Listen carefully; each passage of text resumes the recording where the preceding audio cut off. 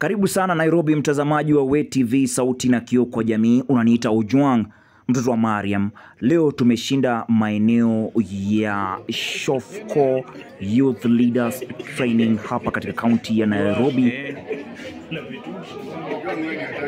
85 youth leaders kutoka all wards in Nairobi County wameanza training siku ya leo, pamoja na coordinators wao, Shofco staff na kila mtu, wakifunza mambo ya community empowerment, youth leadership, governance and formulating policies za kusaidia vijana mtaani. So many pupils, some children have passed through my hands.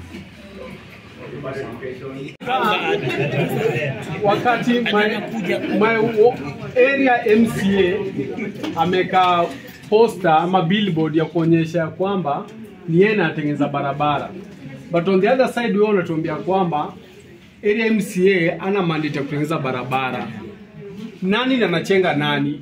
The role of the National Assembly, we have the role of the National Assembly, we have representation of the people of constituencies and special interest groups, we have lawmaking, determine the allocation of national revenue between levels of government, both the national and the county.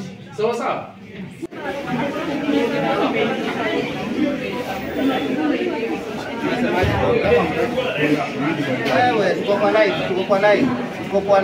Salimiana Tichi. Wase wangu ni aje MC Tichi hapa hivyo auta Dandora. Tunasema mambo ni gula.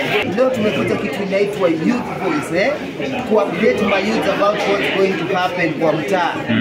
Courtesy of Shining Hope for Community. Shofco. Shofco. Asante sana. Inasema vijana this time lazima mkuwe na skills. Tunaenda kuweka goals zako ta. Na hizo goals tunaweka goals achievable.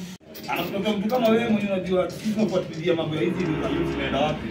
Unakuja kwamba nani aveta kupanga.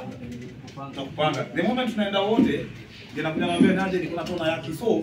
Alhamdulillahi rabbil alamin arrahmanir rahim maliki yawmiddin iyyaka na'budu wa iyyaka nasta'in ihdina siratal mustaqim siratal ladzina an'amta 'alaihim ghayril maghdubi 'alaihim waladdallin. Amen.